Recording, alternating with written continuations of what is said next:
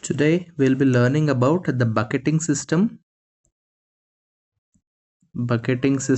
in budget or bucketing system in budgeting. So what is the budgeting or what is a budget first? Budget means a boundary or limit to spend, isn't it? Okay, so this is the very important concept in the budgeting. So what is bucketing system? Let's say there is a person A, okay, and there is a person B, and there is a person C. So what, the A has 1 lakh rupees with him currently, but B wants 1 lakh rupees in 10 years.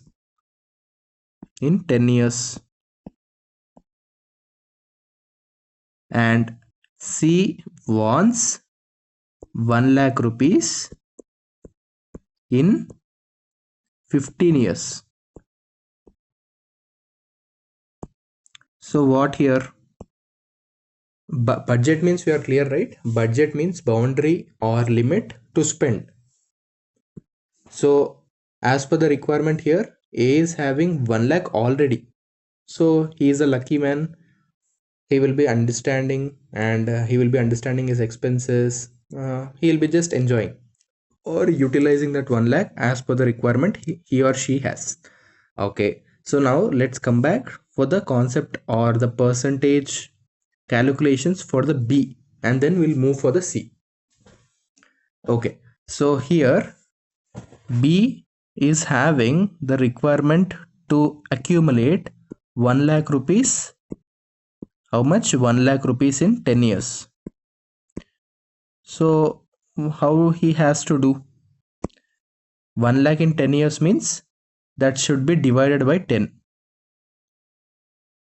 10,000 should be invested every year. So when 10,000 is invested every year into 10 is equivalent for the amount which he is assuming for, right? So okay, here we will be investing 10,000 every year until 10 years, so as per the requirement of B. So let's say the B has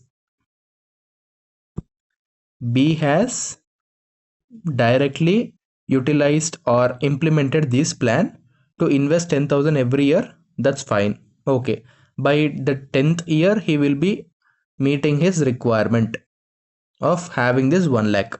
But do you really think this is worthy enough without having any what do you say, by meeting the expectations for the 10 years? Just by investing 10,000 every year he has got 1 lakh.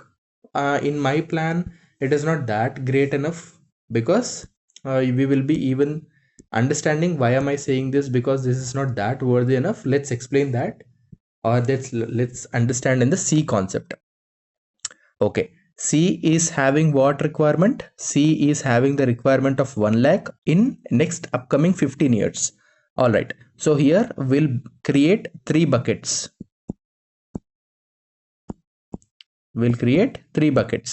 So first bucket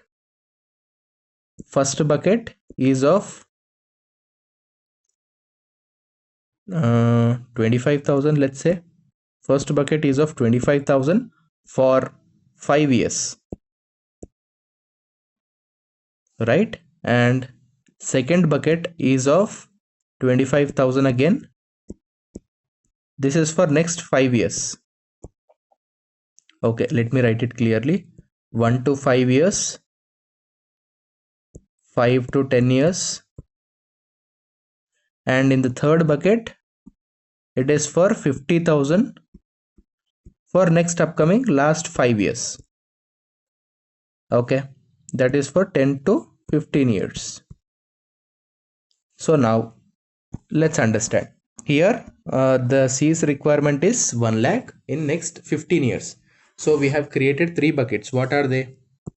First bucket is worth of 25,000 for 5 years, and second is of 25,000 the same 5 years again, and the third bucket is of 50,000 in the next 5 years. Third, what is it? We need to fulfill this amount, or we need to pool this amount in this particular 5 years, right?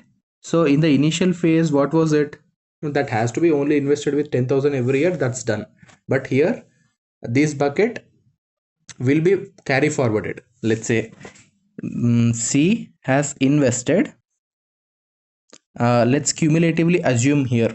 What the cumulative assumption is that in the next 15 years 1,50,000 should be pooled. So 1,50,000 divided by 15 years is equals to how much? It is same the 10,000 again, right? It is same the 10,000. But how are we actually calculating this? 1 2 3 three buckets. So 25,000, let's say we are investing 2,500 here, right?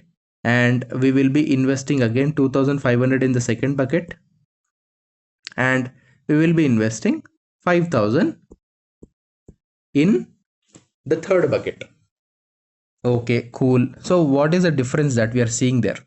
Let's say C has a requirement of 2,500. So he'll go for the first bucket. He'll withdraw from the first bucket. Okay.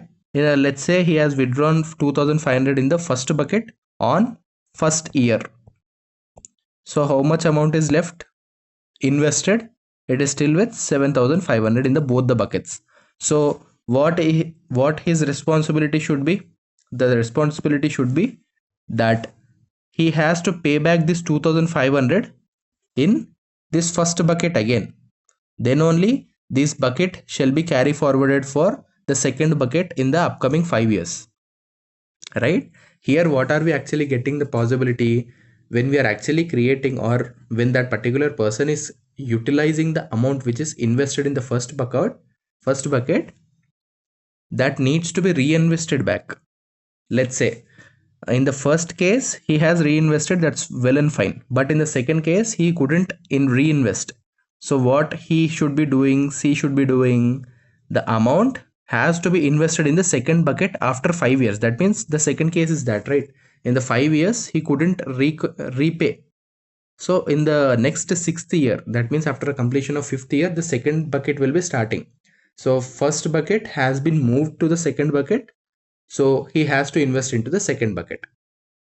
And the SU has third bucket. So once these are done, the maturity amount of 1,50,000 shall be pooled at the targeted time of 15 years,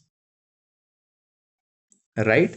All right, so maybe this seems to be a bit tricky, but we will be understanding in a very clear form in the upcoming sessions.